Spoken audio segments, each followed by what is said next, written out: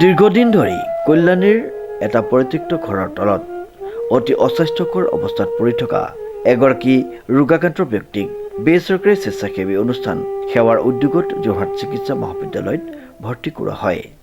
স্থানীয় লোকসকলৰ সহযোগত অতি দুখ লগা অৱস্থাত পৰি থকা ব্যক্তিগৰাকীৰ চুলি দাড়ি কাটি গা ধুৱাই 108 বাহনযোগে চিকিৎসালয়লৈ প্ৰেৰণ কৰা হয়।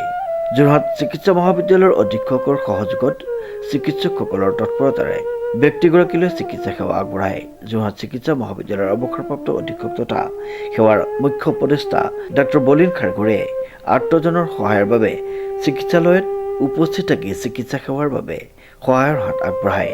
উল্লেখযোগ্য যে নাওবৈচা শ্মশান সমিতিৰ সভাপতি ৰাজু শইকীয়া, প্ৰবীণ খেলুৱৈ দ্বিজেন শইকীয়া, বাবু দত্ত, সেৱাৰ সভাপতি হেমেন কুমাৰ শইকীয়াই চিকিৎসালয়ত উপস্থিত থাকি ৰোগাক্ৰান্ত ব্যক্তিগৰাকীৰ বিভিন্ন দিশত সহায় কৰে। ব্যক্তিগৰাকীক চিকিৎসালয়লৈ নিয়াৰ ক্ষেত্ৰত কাপোৰ কানি কিনি দি আৰু আৰ্থিক দিশত নিযুত কুমাৰ দত্ত, ত্ৰিলোক বৰা, ডক্টৰ হেমেন শইকীয়া, শ্ৰীমন্ত মাধৱ বৰুৱা, অপূৰ্ব নেওগ, সমীৰণ পাঠক, অদিপি কলিতা, ৰাজীৱ নাজিৰ, ৰূপক ৰঞ্জন দত্ত প্ৰমুখ্যে বিভিন্নজনে সহায় কৰে। চিকিৎসালয়ৰ তৰফৰ পৰা ব্যক্তিগৰাকীলৈ তৎপৰতাৰে চিকিৎসা সেৱাৰ ব্যৱস্থা কৰাৰ বাবে সেৱাই যোৰহাট চিকিৎসা মহাবিদ্যালয়ৰ কৰ্তৃপক্ষক ধন্যবাদ জ্ঞাপন কৰে। শ্ৰীমন্ত মাধৱ বৰুৱাৰ ৰিপৰ্ট, নিউজ নাও।